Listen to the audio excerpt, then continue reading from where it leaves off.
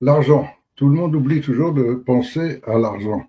Or, à chaque fois qu'il y a une guerre, il faut des entreprises pour produire les bombes et le matériel et jusque des petites choses, les vêtements, tout ce qui touche les militaires. Et ces entreprises gagnent énormément pendant les guerres, grâce aux destructions.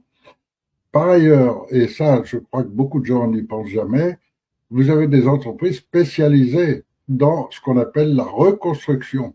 Donc, à chaque fois qu'une bombe tombe sur une maison, c'est une maison qu'il faudra reconstruire. Et pour ça, on signe des contrats à l'avance.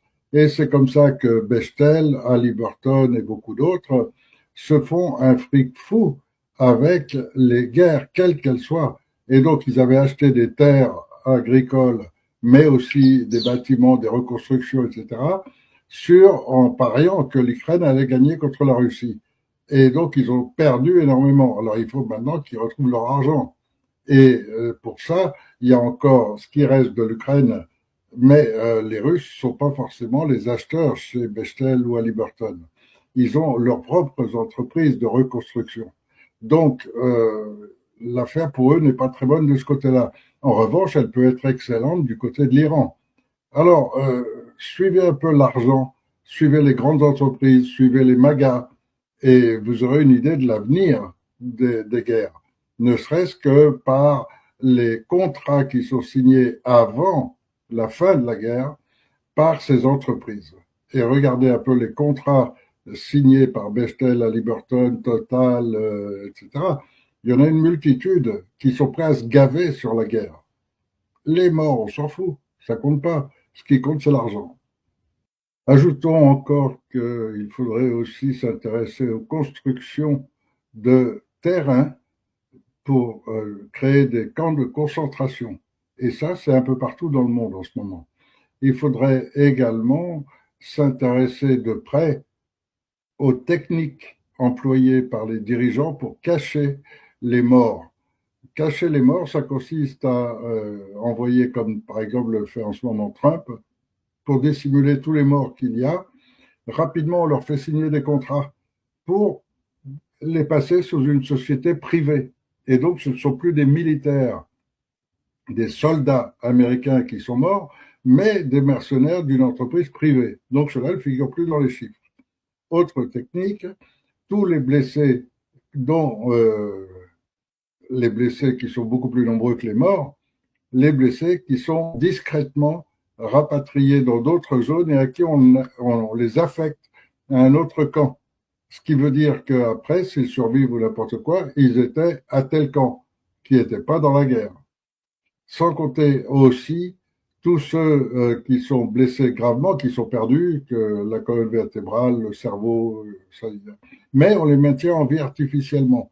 Donc, ce ne sont pas des morts de la guerre. Les techniques sont multiples. La triche et le mensonge sont les bases même de la démocratie républicaine. Le principe de république, c'est la corruption permanente et dans tous les domaines, y compris tous ces pauvres administratifs à qui on donne des salaires un tout petit peu au-dessus de la moyenne, le moins possible quand même, mais en leur donnant un petit titre à côté et qui deviennent rapidement des esclaves de leur propre travail, de leur esclaves d'eux-mêmes. Ils sont obligés de continuer pour avoir le salaire à la fin du mois, pour avoir les avantages qu'ils ont déjà. On leur donne quelques privilèges et ils se battent comme des chiens pour les garder. Et donc tout cela, ça fait des futurs votants pour la République, bien sûr.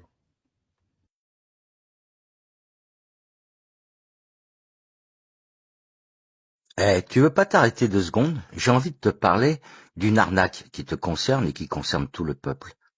Tu connais notre Constitution, celle qui est au-dessus de toutes les lois, avec la déclaration de 1789. J'aimerais qu'on se penche sur l'article 6 de cette déclaration, de cette Constitution. Cet article dit que la loi est l'expression de la volonté générale, que tout citoyen a le droit de concourir personnellement ou par leurs représentants. Et c'est le petit « ou » qui a été rajouté. Alors cette loi veut dire quoi? Elle veut dire que la loi doit venir du peuple. Je t'explique. Au début, en 1789, le peuple avait le choix de faire la loi lui-même par référendum ou autre, ou de désigner un représentant, donc un élu. Mais à cette époque, et c'est important, le représentant était obligé d'obéir au peuple. Ça s'appelait le mandat impératif. S'il désobéissait, il était dégagé. Bien sûr, c'était une grosse épine dans le pied des élus. Alors, ces gentils représentants, en 1791, ont enlevé cette épine de leur pied. Le mandat n'est plus impératif. Ils peuvent t'embrouiller le cerveau, te promettre des choses et ne jamais les réaliser. De quel droit ils ont fait ça ? Avec le droit qu'on leur a laissé. Eh bien oui, parce que c'est le peuple qui décide. Et puisque le peuple a rien dit, il a décidé que c'était une bonne chose. D'enlever l'épine de pied de ces gentils messieurs. Maintenant, ils ont les coups des franches et ils peuvent s'enrichir sur le dos du peuple, faire du copinage, etc., etc. En gros, ils ont rendu l'option que le peuple puisse décider impossible. Et les mecs se marrent, et ça va très loin. Le dernier référendum de 2005, tu le sais très bien, on l'a eu dans l'os. Et sans aucune crainte de leur côté, puisque ils ont enlevé le mandat impératif. Ils ne sont plus obligés de t'obéir. Elle est pas belle, la vie ? Ils ont tout bien manipulé. L'histoire du peuple qui doit voter ses lois, ou éventuellement par des représentants, mais qui doivent lui obéir, c'est passé à la trappe. Nous avons donc des représentants qui ne nous représentent plus. Ce ne sont donc pas des représentants. Alors pose-toi une question, si le peuple ne peut plus voter ses lois, et que les représentants le font en ayant enlevé l'option d'obéir au peuple, et que quand, comme le prévoit l'article, la loi n'est donc plus l'expression générale du peuple, sommes-nous encore en démocratie? Sommes-nous encore en république? Je te laisse trouver le mot. Une loi subie que tu n'as pas consentie, comment cela s'appelle? Eh bien, c'est l'article 2 qui y répond. De l'oppression. Est-ce qu'il y a une solution à toute cette arnaque et toutes les autres? Alors déjà, premièrement, c'est être au courant, c'est ce que tu fais en regardant cette vidéo et je te félicite. Un grand homme disait « le savoir délivre » et il avait bien raison. Informe le maximum de monde pour la prise de conscience. Cette loi du mandat impératif qu'ils ont annulé, est-ce qu'elle est valable? Elle ne vient pas du peuple, donc elle est nulle et non avenue. Voilà, j'en ai fini avec cette vidéo.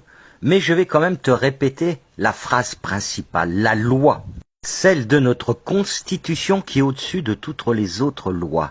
Je la cite, la loi est l'expression de la volonté générale. Est-ce que tu as participé à une loi, par référendum ou autre?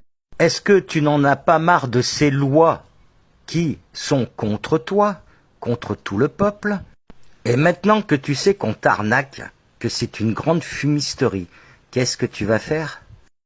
Allez, à bon entendeur, salut.